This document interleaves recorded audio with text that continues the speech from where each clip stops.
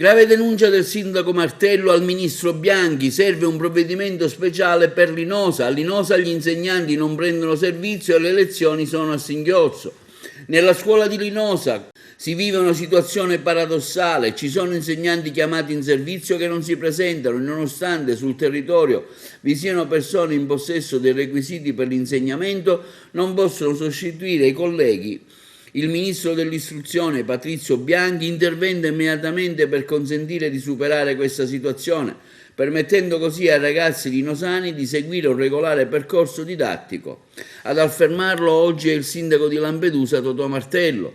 Nella scuola elementare di Linosa, aggiunge il primo cittadino linosano, ci sono 3 classi per un totale di 6 alunni che vengono seguiti da un'unica insegnante, la quale svolge lezioni differenziate dal lunedì al venerdì.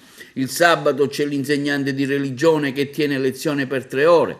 La scuola media non ha ancora avviato le lezioni poiché, nonostante siamo a fine settembre, nessun insegnante ha ancora preso servizio sull'isola. C'è poi il liceo scientifico che conta in tutto 5 alunni seguiti da una sola insegnante in presenza. Gran parte delle lezioni vengono svolte in modalità remota con un proiettore che trasmette sulla parete della classe le lezioni che si tengono al liceo di Lampedusa. Questa è una situazione che crea disagi, continua il primo cittadino Martello. Agli alunni non consente un'attività didattica regolare.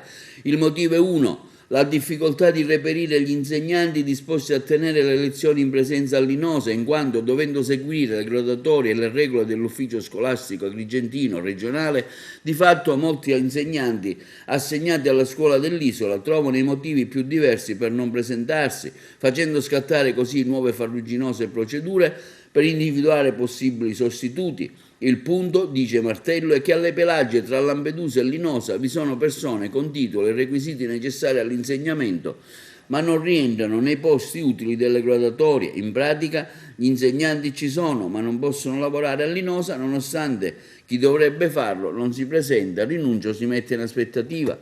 Quindi, conclude Martello, chiedo al ministro Bianchi di adottare un provvedimento ad hoc che consenta a chi è in possesso dei titoli necessari ed è disposto a prendere servizio di poter colmare rapidamente i vuoti di organico.